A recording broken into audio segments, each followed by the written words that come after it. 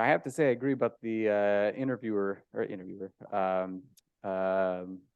influencer thing. Is that there's so many of them that it's like they're like the glossy magazines of today. Like some of them are just filled with complete foolishness and nonsense, but they look very, very nice, and they have all the filters and the editing and what have you. And then there are others that are the glossy magazines, but there's actually great information in them. Like it's like the National Geographic, but um, maybe a little bit more entertaining than just purely articles. I mean, you got to entertain people too. You can't put out boring information, even if it's somewhat useful and good. People won't be able to apply it. Well, you know what? They won't Actually, care enough to apply it. yeah. Well, you know what? That's the thing is that people want to fight against it, but like, okay, we had the industrial age. It was, let's say, the Iron Age and the Bronze Age and whatever, and then we had the industrial age, and then the information age. But I think the age we're in now is the entertainment age. Everything is comfortable. People want just entertainment at their whim. Well, a lot of people do. I Yeah. mean, if people are listening to this, they're going to be disappointed at this point if they want entertainment. No, just I think, kidding. but you know what? Actually, we got, But either way, but we got a great, yeah, exactly. If you want, you can just quit right now. But no, yeah. I got a lot of people who are like, that was a really great episode with Al. And I think a big part of it was because it was just a conversation, and people are voyeuristic and they like to listen into stuff like that. What does a big episode entail for you? Does that mean a handful of emails or comments, or do you see a big spike or get a huge influx of things? More than anything, I think it's when people reach out and tell me, because I have a new episode every day. So, like after a while, I can just see like the listenership, goes up and up and up. And then I can look at the specifics and I can see, okay, this one got more downloads, this one got, fewer, what have you. But it's usually when there is, like, when I'm interviewing somebody or having a conversation or whatever, those are generally the episodes more people will tune in, or they'll get more downloads. But if somebody reaches out and says something about it, unprompted, meaning like I didn't have to ask, on my email list, hey, what did you think about the latest episode? But if people reach out unprompted, I know that it was a good one, because for every person who reaches out to give you a compliment, there are dozens who are thinking the same thing and just Hopefully. feel like, they don't want to reach out.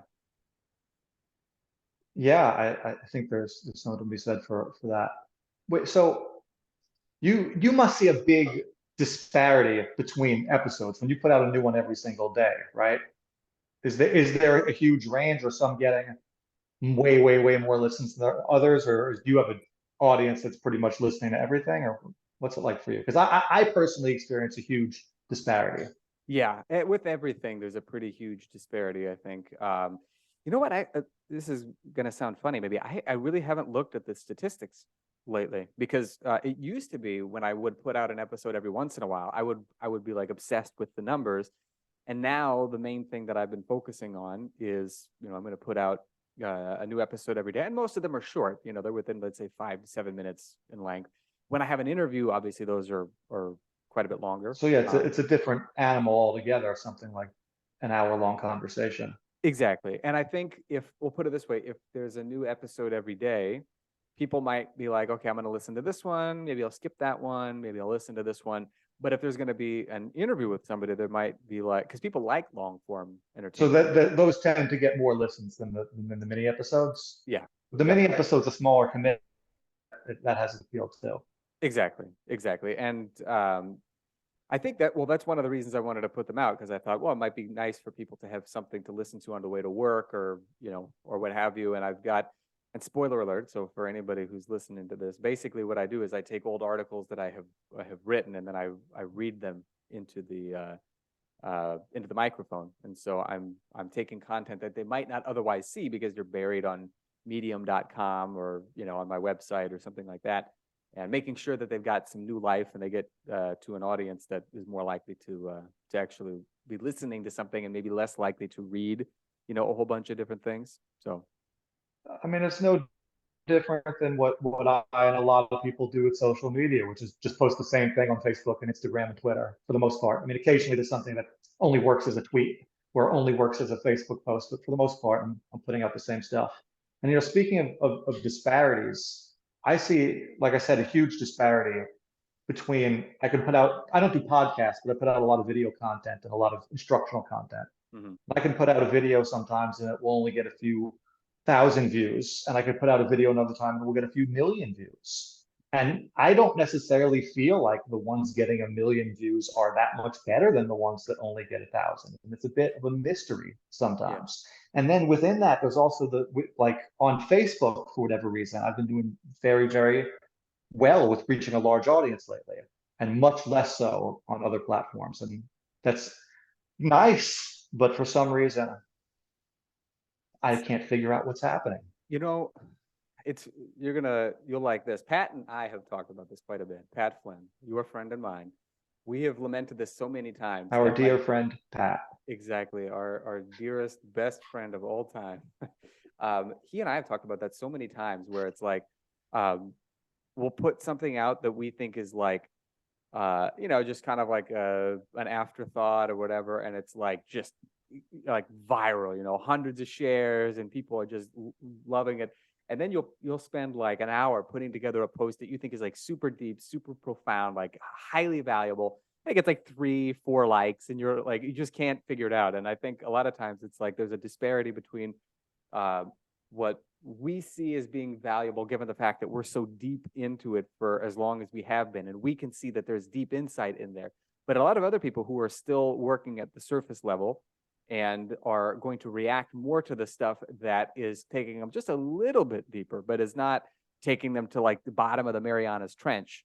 Like that's the stuff that they find cool because it takes them a little bit into a direction that they were headed, but they didn't know how to go any deeper with. And so, yeah, it really is a mystery. And here's the other thing: is I post content on Facebook and YouTube. I have a daily post on YouTube as well. Sometimes I'll post something on YouTube and it'll get like dozens of likes, like as a community, just a standard post. And then I'll post it on Facebook and it's like 1, 2 things, or the reverse. I'll post something on Facebook and it's huge, and YouTube, no one cares. Well, that's the phenomenon that is so interesting to me, and that really it must come down to the individual algorithms. It seems like sometimes Facebook, just decides to, or Instagram or whatever platform, YouTube just decides to bless a video and say, all right, we're just going to show this to everyone. And I certainly see videos in my feed. I mean, we're talking about this last time, or maybe we're talking about that, how the algorithms have changed and people see a lot more stuff that they're not following now. Yeah. And I don't know how exactly it's decided what's going to become that.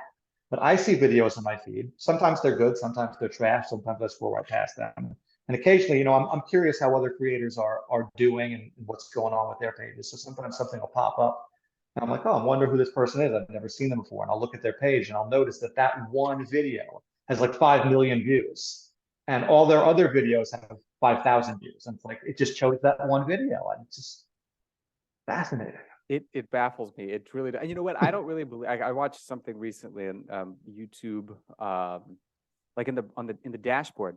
They'll have videos for like creators. Like, here are some questions about how to get your content seen. And I mean, I watched one. I didn't think it was super helpful, but they swear up and down there's like really no way to game the system essentially to get more No. views. I'm not really convinced that's the case. I think that no matter what, there's got to be some way. Like if you know somebody on the inside, you pay the right person, you can do it.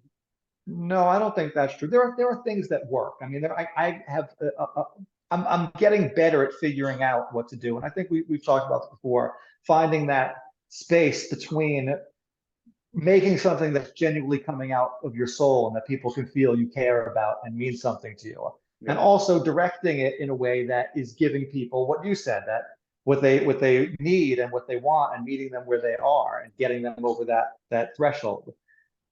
And that's a delicate thing to do as a creator. And I think the most successful creators do that really well.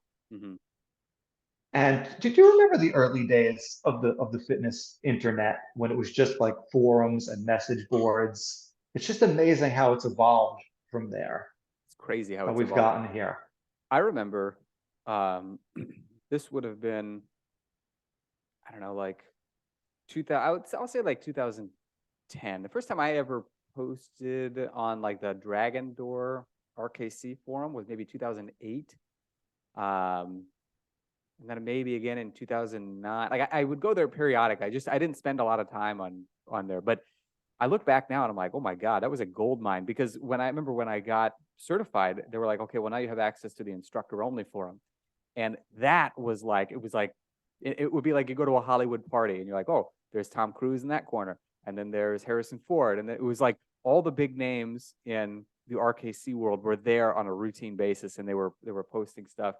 And it was really incredible. And now with Facebook and other platforms, it's made it so much easier to just create your own forum. Because back then, to host a forum and do all that other stuff, it was a lot more involved. Yeah, I do Was remember that that. the main fitness forum that you started using when you first got into working out and first started got into, fitness online? I would say I didn't really use them much. It wasn't until I became an instructor that I started using the forum, because now I had access to all these, I seniors and mean, do you remember like bodybuilding.com had a popular forum a long right. time ago? Did you frequent that one as well? I didn't. You know what? I think probably wise, because I was now I know better, because bodybuilding.com is a great website with a lot of different people with a lot of different interests on there. But at the time, I thought, well, I'm not into bodybuilding. Like I'm not gonna. Why That would I go was there? right. It just never occurred to me that there would have been other content there. Another one that I remember. This was kind of like I guess maybe like the 4chan of the fitness world, was Iron Garm. Remember that? Sure, yeah. There was a lot of trash talking on Iron Garm. I know there was. Yes. That was the whole point. What was their slogan? It was something funny about that, right? I just remember going on there periodically just to see people talk trash, and Yeah, that was the main. that's super funny. You And know, Reddit's I basically like that too. Reddit is the one thing that's left that's still that. Because right, these other sites, T Nation, bodybuilding.com, they still have forums. So people still post on them.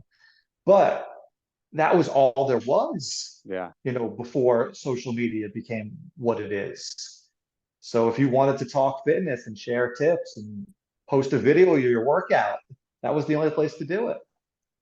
yeah. Oh, I remember that. You know what? Actually, it was not that long ago. I was looking something up, and I remember seeing people posting like workout vids in a forum, and this was probably from many years ago that it was well, whenever the post was made. But yeah, I totally forgot about that. I mean, There are a few that still run that like on independent websites, but otherwise you have to go to like Reddit or God forbid 4chan or some hellhole like well, that. right, they still exist, but there's also Facebook and Yeah, YouTube and Instagram, but those things didn't exist back then. yeah, At least when I first started using the internet for fitness. yeah. I mean, first, I never, I started using the internet for fitness before I even became a personal trainer. Like Wow. this is going back to the very early 2000s. I remember going on bodybuilding.com and just talking to other people about working out because I was really into it. And there weren't a lot of people I knew in real life who wanted to talk about it. Yeah. That's crazy, because I've And had the opposite experience. Like every time somebody asks me, "What do you do for a living?" and I'm like, I sometimes I'll be very short and I'll just say I'm a personal trainer. Otherwise, I say I have an online fitness business. And nowadays, people love to talk about fitness. So my experience has been, you probably got your start in fitness a bit sooner than I did. I didn't really start getting into it till maybe like 2006. And it was just Muay Thai. So it was basically I would go to the gym and I would talk to people at the gym about it. I didn't, no, I take that back. There was a MySpace group that I was a part of for Muay Thai people. Um, yeah, that's the kind of thing I'm talking about. The very exactly. early days of online fitness culture. Yeah. Yeah. Very true. It's crazy to think of how things But have. it was a pure thing. What I'm getting at is there weren't no one was making money on it yet. Yeah. No one even was thinking about making money on it yet. It was just a genuine passion for these subjects and wanting to connect with other people who were into it. And I think for the most part, you and I, our audiences are still those types of people. I mean, before I mean this conversation before we were recording started with you were asking me about writing for sites like bodybuilding.com and T Sure. Nation, and how much that sort of thing has helped my visibility in my career. And it has, but the reason it has more than anything is because I got in at a good time Yeah. on those sites. And that's kind of why I brought up this topic. Totally. So I was I got into the personal training business in 2002. And I was, I guess at that point, I had already been, posting on, there was another one called ABC Bodybuilding that's not around anymore. That was Okay. very popular in the early days of the internet. I was posting on these forums, posting on bodybuilding.com. This was around the time I was making the decision to take my life in the direction of pursuing the fitness industry. And I was one of the few people who I even knew of who was actually trying to make a career in fitness, who was then also beginning to leverage the internet. So I was very, very fortunate, had good timing. But then I kind of, once I got into actually training people, I wasn't online anymore. So it was like, well, now I'm getting paid to do this and it's taking up my life. So I'm not going to be spending time on these forums. But then years into doing that, I made a decision, okay, the internet is becoming a bigger thing. This is something that I'm knowledgeable about and have now been working at for years and succeeded in person in actually doing this. Hmm. So I had the good sense to start trying to post stuff on YouTube and starting a blog when blogs were a thing back in 2009.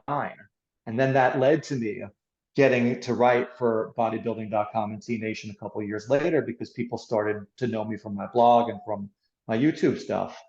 And this was still all in the early days. Social media wasn't really a thing yet. I was on YouTube before I was on Facebook. Instagram didn't exist. Yeah.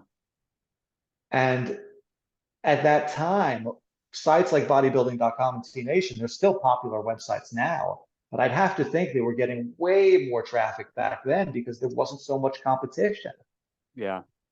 I think you're right, actually, because yeah, I still remember in the early days of social media, it really just seemed like it was just a place for your friends. It was like, oh, Yeah. here's my friend. I'm gonna. Now it's like, MySpace, your top eight. Yeah, that's yeah, exactly what it exactly. was. So And man, there would be arguments of like, why am I not in your top eight? Like you moved me out of it. Did I do something wrong? I don't know if you remember those days, but I just had a hard time finding eight people that I actually was friends with to put in there. yeah, exactly.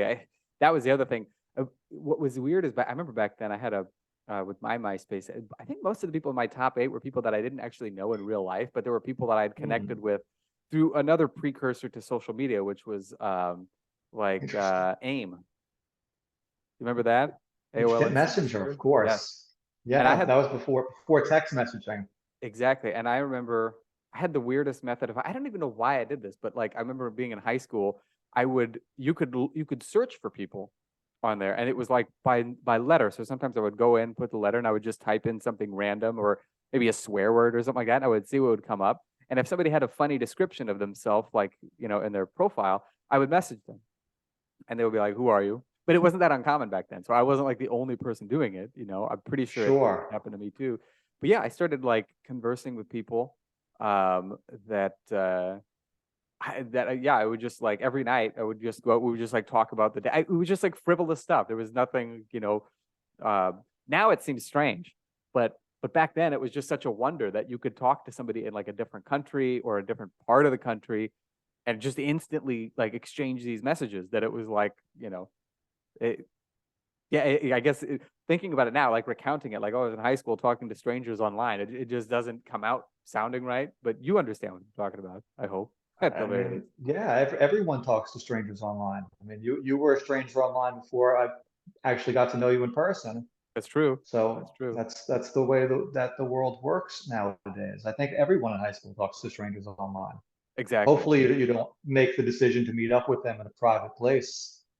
If Unbeknownst you're to going to them. meet them Yeah, somewhere publicly with your parents around. correct. But Yeah.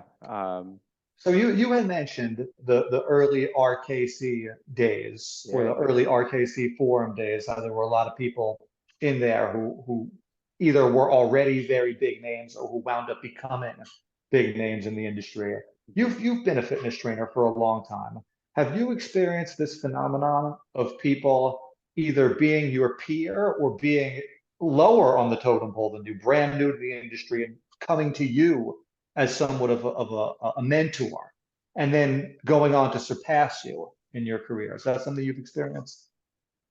I don't think surpass me because most of the people who reach out to me are people who are like end users, so they don't really want to be trainers necessarily. I've had people that I've kind of helped become certified instructors in the kettlebell world, but I think generally they don't want to turn it into their career. They want to do it as like either a personal, achievement or something like that.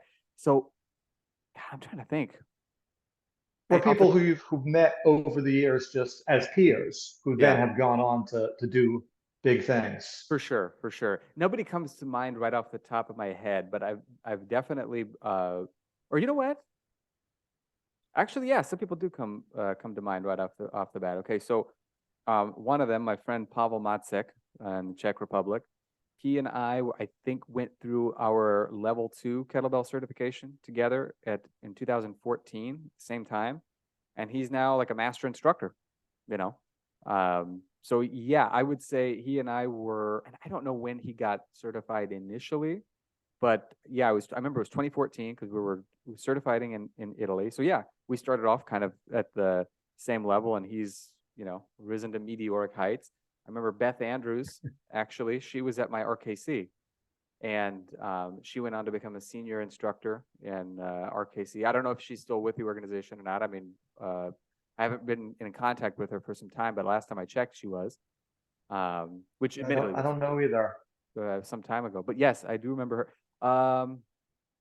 Anne Anne Vo. Annie, yeah, I know Annie Yeah, very well. yeah.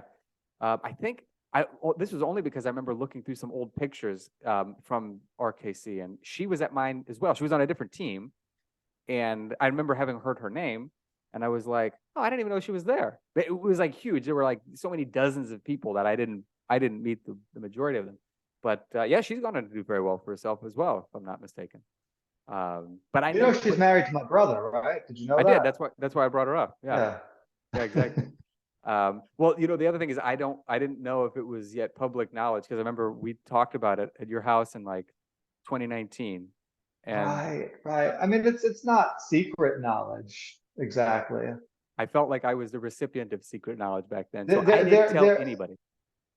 they're not into being a public couple. You know, like Right. me and my wife Grace, we post pictures of each other working out together. We talk about that. They don't. They probably don't even want us talking about them on this Okay. Gotcha. podcast. Not that it's a problem, Sure. but But they like to keep their private life private, which yeah, is understandable. yeah. Yeah. But no, there have definitely been people like that whom I've encountered and who have gone on to do amazing things like that. But nobody who's come to me yet as a mentor who's surpassed me. I will be excited when that happens because I've always felt that. Have you had people who've come to you as a mentor? I mean, I think it's inevitable in the fitness business when you've been doing it as long as you have, that there are going to be people who are curious to get started who are going to ask you about it. Like you said, people like to talk to you about fitness. There are more people nowadays that are trainers than ever. When you brought up, people asking you what you do for a living, and sometimes you don't want to talk about it. Like I didn't when I got into personal training, and people would ask me what I did for a living, and I would say I'm a personal trainer. I was sheepish about it, not because I didn't want to get into a conversation about how they could get a six pack, but because I didn't think they would take it seriously as a real job. Because people didn't think of it as a real job. It wasn't really a real job that many people out. I know lots of people who are personal trainers, some who are doing very, very well for themselves. Yeah.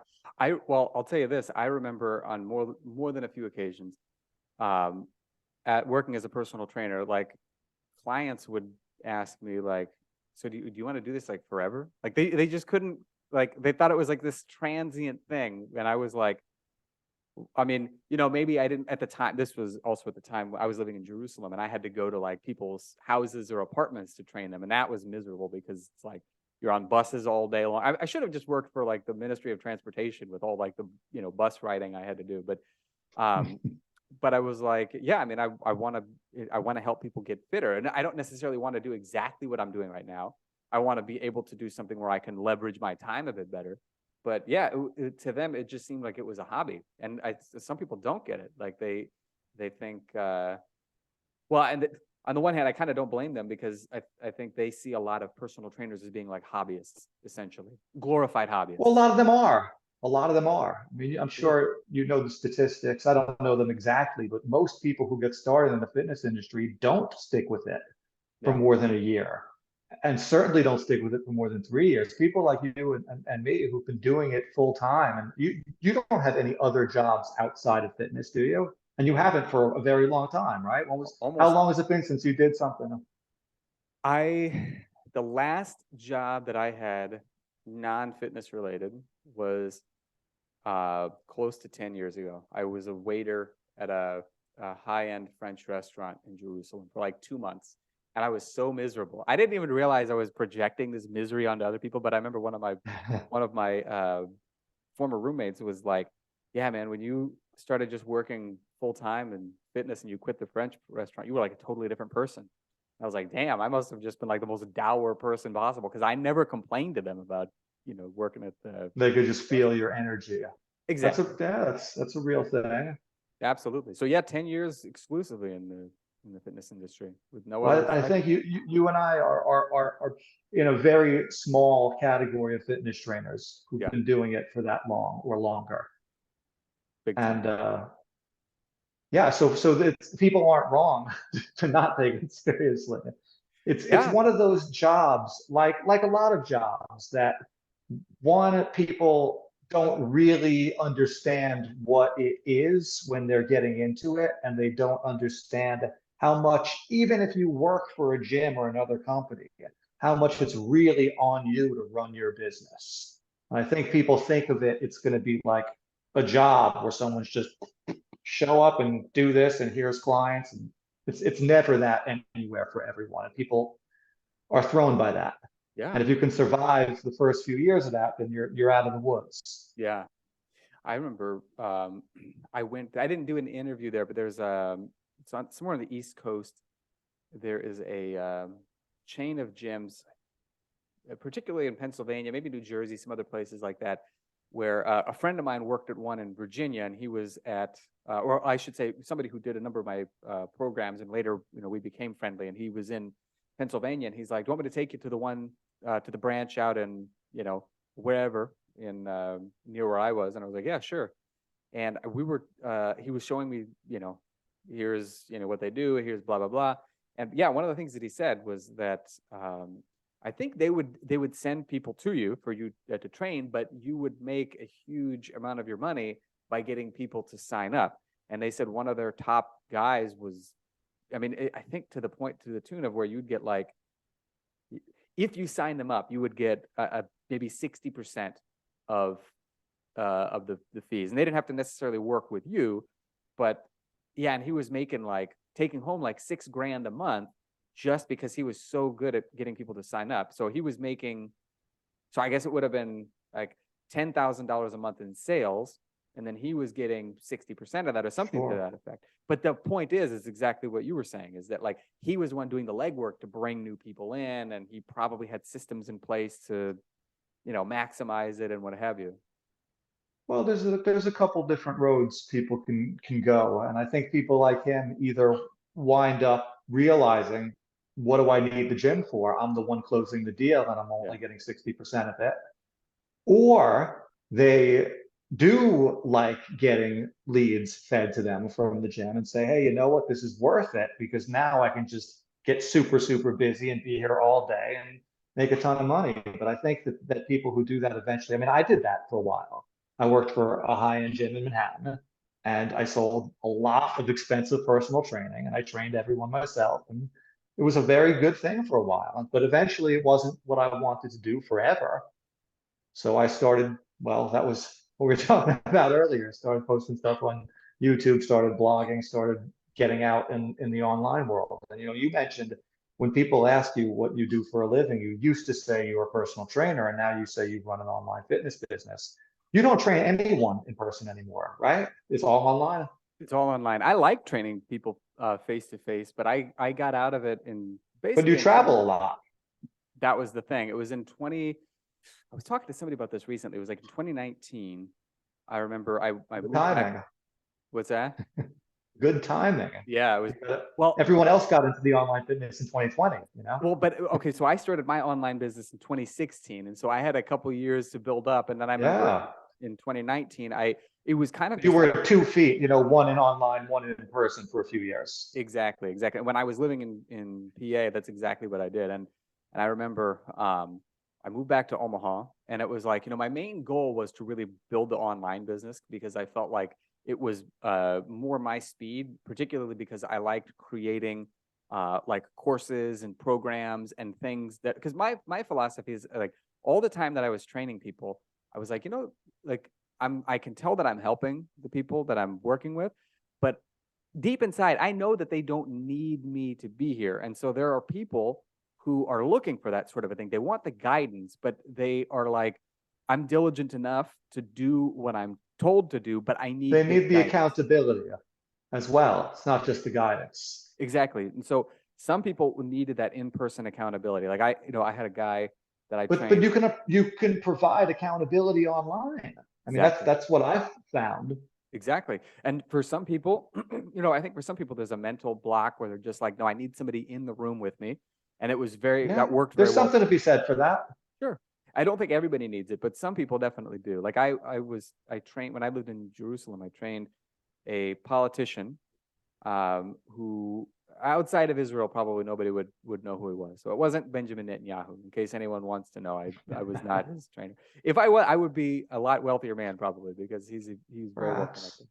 Um, but but I remember, and this guy in particular got into politics later in life. So he was not a career politician. He was a and still is a like a venture capitalist, and he's done a bunch of different startups and things like that. Multi-millionaire, very successful guy, very driven. And I remember when I would train him, I would go to his house and I would train him. And I remember telling him, if I can give you like a 5 minute like mobility routine that you can do every morning that will just help your movement enough that when I show up to train you, we can shorten down the warm up so we can spend more time, doing the strength work and this other stuff. And but he wouldn't do it. And at first I didn't Yeah, he understand needs why. you there. Yeah. Yeah. Well, the thing I'm is, so I'm uh, surprised this is unique for you. This is most of the people I've trained in person. They will not work out without you there. That's why they need you. Yeah, well, that's the job. exactly. Well, so here's the thing is that um, there were some people who would work out without me. They wanted me there 1 day a week. It was kind of Those like, are great exactly. And then I would write them if a they really program. do it. Yeah, if they do. So I had some who did. I had a guy, A lot of them think they're going to be that client and they're not. well, and I was always very moderate when I would put together their program. So it would be like, I'm not going to give them they would do the hard work. You I were would do. realistic. Exactly. So Yeah. they would do a light or medium workout on their own, and that was the case for some of them. I had an elderly lady who I would train her like once twice a week, and then I'd be like, okay, on all the in between days, here's what you're going to do, and I would tweak it, each time, and it was basic body weight movements. She was somebody who didn't need anything complicated, but she would do it because the alternative was that I would have to be there like every single day, and it was better for me to be there on the tougher days, and then she would have some lighter days to do on her own. Um, but the thing is that he wouldn't do anything. It's not that he wouldn't do anything, but he wouldn't do anything planned. Like if he But wanted to, amazingly, he had the self-awareness to acknowledge it. And I have always respected clients like him for that reason. yes, And in fact, I love clients like him, especially if they are financially in a situation where it's not a problem for them to train 3 or 4 days a week because they know they need you, they recognize the value, they can afford it, and you'll get a great client out of it who will actually see results and appreciate what you're bringing to the table for the most part. Those have been some of the best clients I've ever had over the years, and are people like this gentleman. and he was a great client because eventually I began to understand why he wouldn't, because it was because You I only had, get clients like that in big cities yes, where they're busy and they have the money. exactly. There's a lot of clients in New York like them. Oh yeah, big time. Well, and he was like that, and I began to realize it because I was like, he need like so many times we would be training, the phone would ring, he would look at it and be like, I'd have to take this call, and it would be like some sort of Yeah. important political thing, and so I was like, he just needs the mental bandwidth to be, you know, taken care Yeah. of He for can't him. be thinking about what exercises he's going to choose and how much weight he's going to put on. He's got a million other things on his mind. Exactly. And so when I realized that, I was like, okay, so then I didn't try to push him to do stuff on his own anymore because I realized, I mean, you I'm in the mentioned that you were a waiter at a high-end restaurant for a while. Being a personal trainer is kind of the same job in some ways. there are a lot of with the exception of like the serving food, there's a lot of stuff that is It's absolutely, easier to be a trainer. Yeah, and for me, it totally was because well, I mean, I told you I hated being there. That's why you left the waiter job to be a trainer instead. It's Well, more fun. exactly. Well, the thing is that like part of the reason I had come to Israel to begin with was that I'd wanted to take the knowledge that I had, which was to some degree very specialized, specifically at the time, because there were very few kettlebell trainers in Israel, and there was nobody who knew anything about original strength. And I saw it as like my duty, like I have to help as many people as I can to to learn these things. And so working as a waiter, it's like, well, I did that when I was in Omaha, like why would I come? Why would I go from Midwest to Mid East just do the same job, and make less money?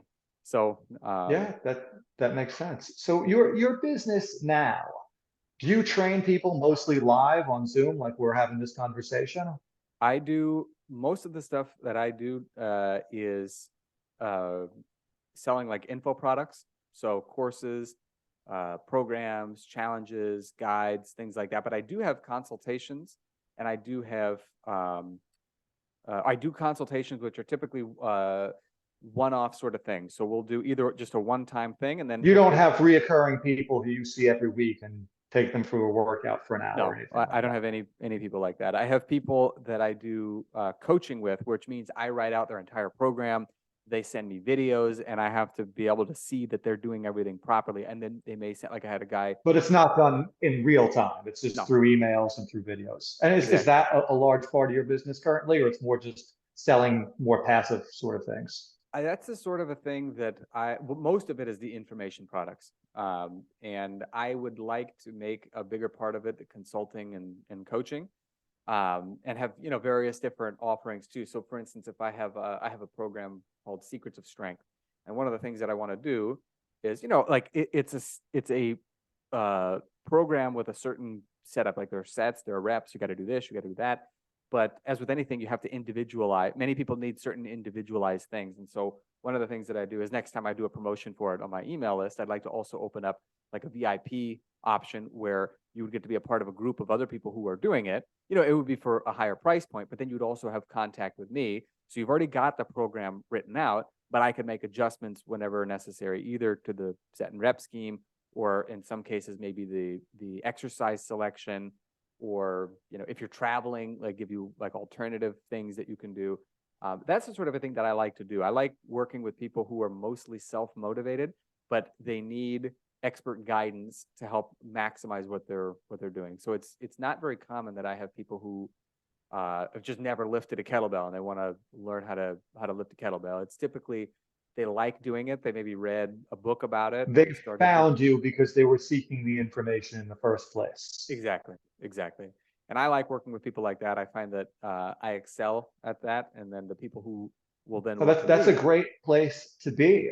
You and I guess partially because I'm a little older than you and I started a little before you. I had a lot of real world experience before I entered the online realm, whereas you kind of entered the fitness industry and the online realm simultaneously. So I had the experience that you were talking about of training people like that in person for years before I ever did it online. Yeah, And there's pros and cons to that for sure. But it's interesting to get your perspective because my business has changed over the years. Similarly, in that at one time it was all actually training people in person yeah, for many years, and then for a long time it was 50% training people in person, 50% doing stuff online, and now it's 100% online. oh nice. So it's been an interesting evolution for me.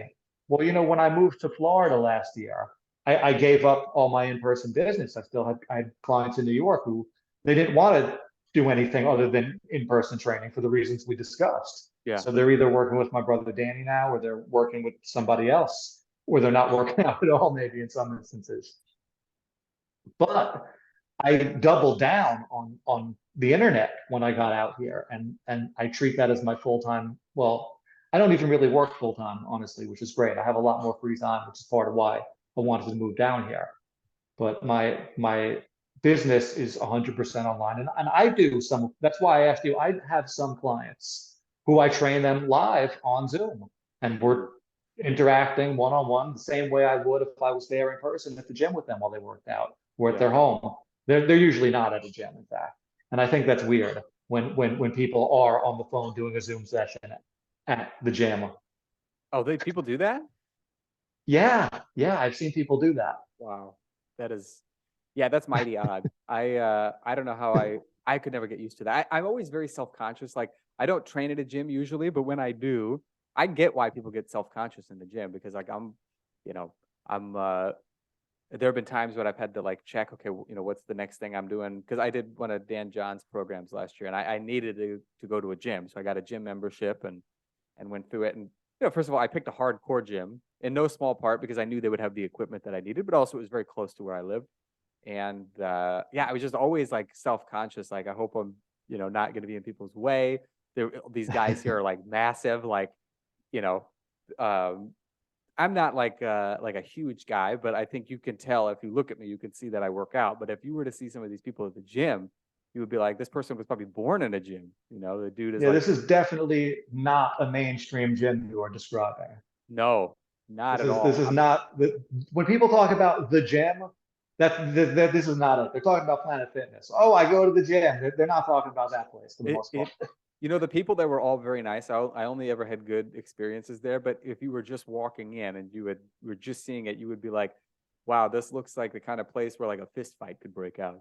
Well, I mean that's a gym cliche that I'm sure you've heard a lot over the years, But the truth, everyone in the hardcore circles knows is the strongest, most hardcore guys are the nicest, the Yeah, friendliest, and the most helpful. I mean, I get that sometimes as a trainer.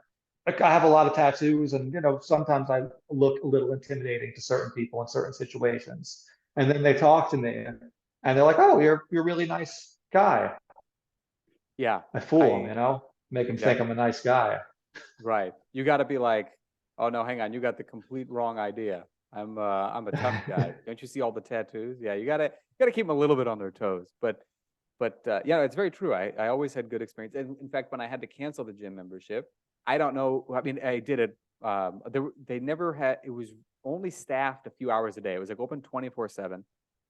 So you could they gave you a key card and you can get in whenever you wanted. And it was like $40 a month. It was great, great deal.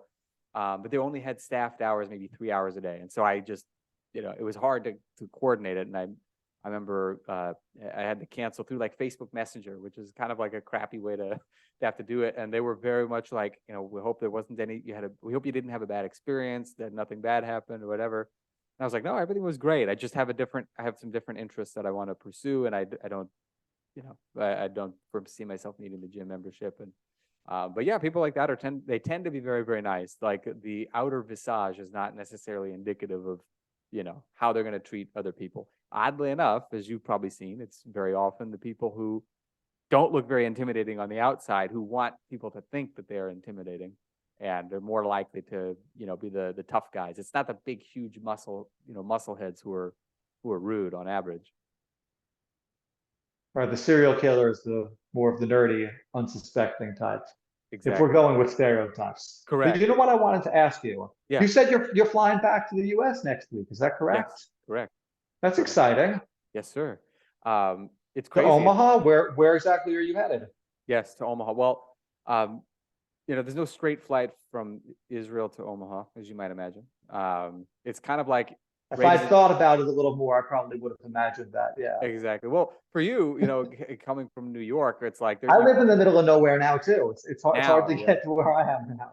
Are you North or South Florida or in the middle? I am Central Florida. The Uh, closest major city to me is Orlando, but I'm not that close to Orlando. I got you. Okay. Okay. Well, now you'll understand what it's like growing up in Omaha because it's like if you want, it's like you've seen Raiders of the Lost Ark where Indiana Jones goes to Nepal and he's got to like go to all these different places first, all over the map. That's what it's like, flying from Omaha to literally any country. It's like there's at least, at an absolute minimum, one stop in the middle. But for me, I usually get the multiple stops. So, but yeah, I've been here it'll be almost 2 months and it doesn't feel like it. It feels like it's been, you know, 2, 3 weeks. It's crazy how quickly the time has flown.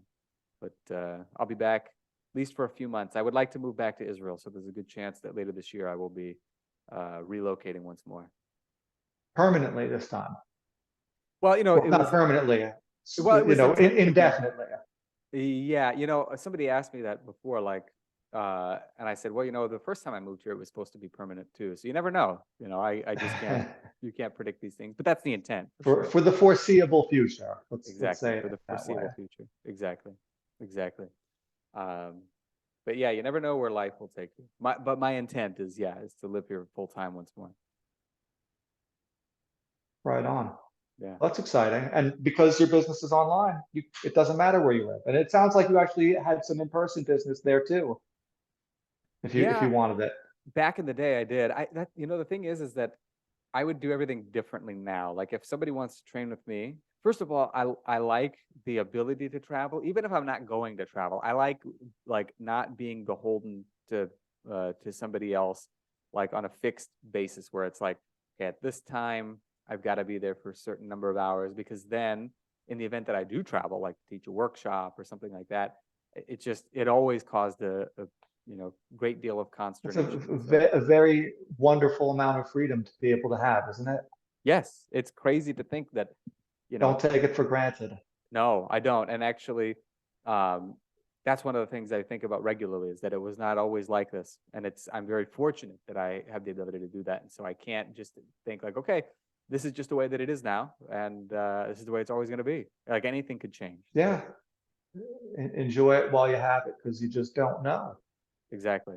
It could, yeah, exactly. It very well could be that, you know, um, some sort of a circumstance could come up where it's like, oh yeah, you can't do this, or now I've got to change this, that, and the other thing, and that it's not so easy to do it. You just like, even if there are no scenarios that come to mind immediately, it's very, very feasible.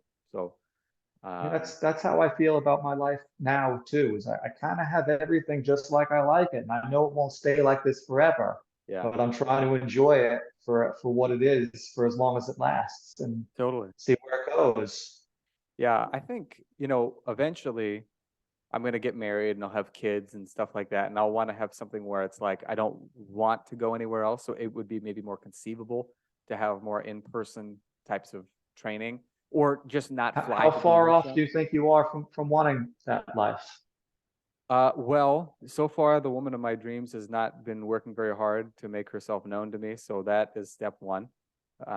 But I think that will be a much easier to do in Israel. I've had better experiences already, just being here as opposed to in Omaha, where I think in Omaha in general, you're probably going to notice this where you are. Maybe you've already noticed it.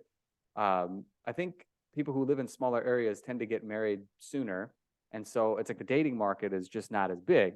Whereas here, um, I think people still want to get married, but there's just a lot. Specifically, I'm in Tel Aviv right now. Um, the number of eligible women is like astronomically higher, even though Tel Aviv is a smaller city than Omaha. It's like you couldn't even Interesting. believe how many more single women there are here. This is a really ignorant question, and I Let's hear it. apologize, but it's just genuine ignorance.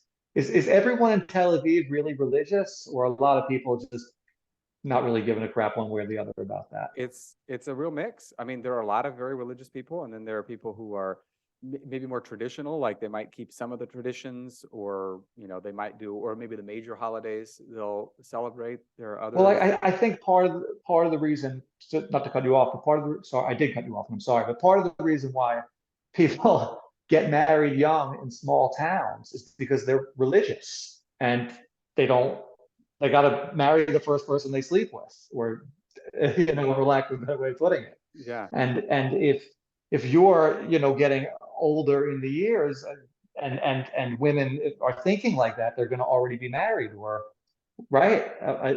This is what I'm thinking. Is a bigger city, there's more people who maybe didn't marry the first person they slept with and might still be single later Yes. in life. Exactly. No, that's very true.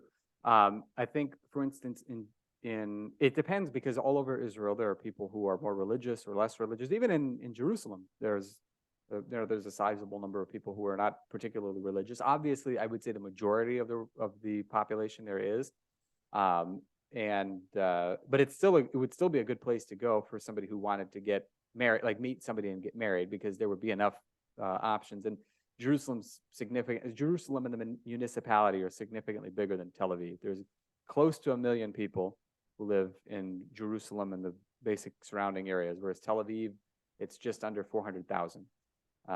And but I think Tel Aviv, because it's just more secular in general, the think about like yin and yang. There's like in Jerusalem, it's primarily religious, and then there's some secular people in there, and then Tel Aviv is primarily secular, but there's like a sizable religious population as well.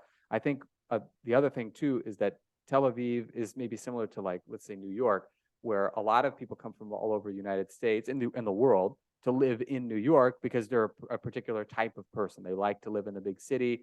They wanted to leave their small town, and there are a lot of people in Tel Aviv like that too. So I think you get Makes sense. hodgepodge of people from all over the place.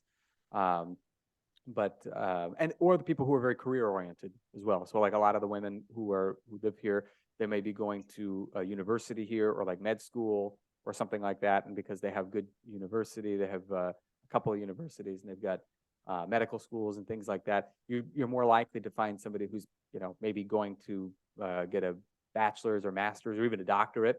And by the time they finish that, then it's more on their mind to get married. Whereas, yeah, if you were to go to let's say I went through, like I was in Haifa today, for instance, I think it would be very similar to Omaha in the sense that if you're from there and you're born there, it's a quieter town. If you want to stay there, you marry somebody that you went to high school with, or maybe that you met in the army or something like that, and then that's all she I wrote. got to say, I'm taken aback by this revelation that you're interested in a family and a wife. I had you just pegged as a single guy who liked that freedom and that lifestyle. And I did not realize that this is something that was on your mind. Yes, all good things must come to an end, including singleness. Perhaps there's some ladies listening If who are also surprised to find this out. Very probable. And if I, that's I'm so, I guess why I'm surprised is because I don't know why you haven't already found a lady, if that's what you seek, because you seem like a very charming, handsome, eligible young guy. you're you were definitely a good judge of character, uh, in all those regards. I would say part of it was because, for instance, because I've been in relationships before. I usually don't publicize them because I'm maybe similar to your brother in the sense that I just, it's just not me. Yeah, Like I no, don't have a, that's a very smart route to go, by the way, for the record. I think so. I definitely think so. I think I, I I'm understand. I'm fortunate that it turned out okay for me so Absolutely. far. I think, well, the other thing too is that, like, Grace is great on camera, and she had a following of her own, and so it just seemed like, like a perfect it seemed like the right thing to do, and maybe if I were to meet a gal who's similar, who had like a following and an online like fitness culture or a community that she was creating, that might be a different Yeah, no, if story. it was, yeah, that makes sense. And Yeah.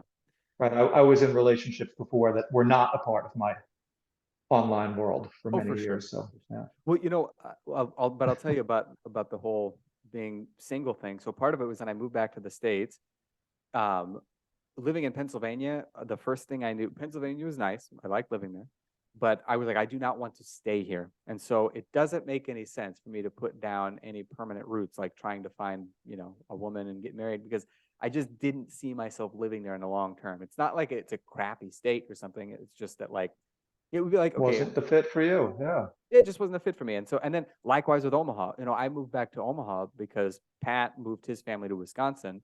And incidentally, he was like, you should come to Wisconsin. He wasn't pushing for it hard, but he definitely said, if you want, Yeah. no, it wouldn't be any problem at all. And I was like, no, I have, I think, even fewer connections in Wisconsin, apart from, Pat. And it just didn't, it seemed like it wouldn't have been the right move. So I decided to move back to Omaha, and with the intent of it being something that would be temporary. I was hoping to leave sooner, but because of the pandemic, it was just, like, it wasn't so easy to pull up roots and come back to Israel, for instance. So it was something that was on my mind to do much sooner. Um, but yeah, a big part of it was because I I didn't want to go anywhere that I didn't want to. I didn't want to get into a relationship anywhere where I didn't want to stay. And maybe if I had met the right woman in Omaha or something like that, it might have been a different story. But I knew there was a very low risk of that because there's not a huge population of eligible women uh, in Omaha. So, um, but yeah, in Israel there definitely is. They're all over the place, and they're very, Well, very then pretty. it's only a matter of time. Absolutely, absolutely. But But yeah, no, it's tough, the dating world, and I imagine it's tougher than ever nowadays. I'm no, I don't thankful to no really. longer be a part of it. What's that? I said I'm thankful to no longer be a part of that world. Yeah, I think, for me, because people have said this a lot, and I haven't found it to be. I suppose it also depends because the dating that I've done over the last few years hasn't been anything all that serious.